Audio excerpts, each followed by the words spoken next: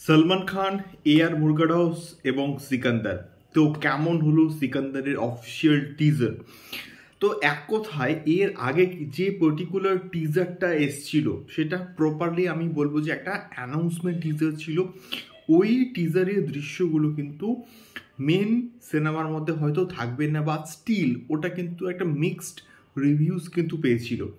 But এই টিজারটা দেখে যে এক্সাইটমেন্টটা হওয়া দরকার, সলমান খানকে যেভাবে আমরা দেখে এসেছি ওয়ান্টেডে বলো বা দাবাগে বলো বা টাইগার যে সিরিজটা আছে সেখানে বলো, যে অ্যাকশন মাস্টার সলমান খান, তাকে আমরা কিন্তু কোথাও গিয়ে এই সিকান্দারের টিজারে কিন্তু দেখতে পাচ্ছি।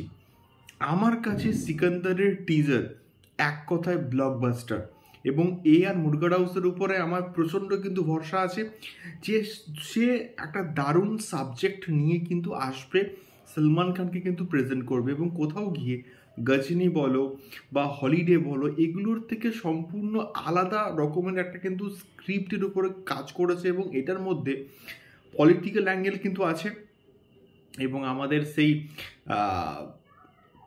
বেশ পপুলার ভিলেনও কিন্তু থাকছে, এবং ওজি সলমান খান।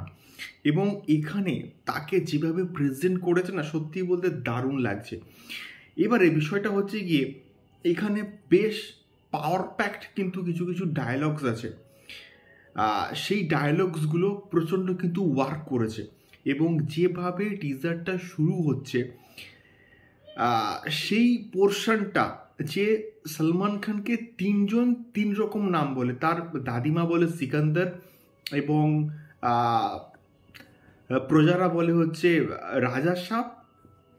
এইভাবে কিন্তু টিজারটা কোথাও গিয়ে শুরু হচ্ছে, এবং আস্তে আস্তে যখন টিজারটা বিল্ড আপ হচ্ছে দেখতে বস মজা লাগছে, দেখতে ব্যাপক লাগছে।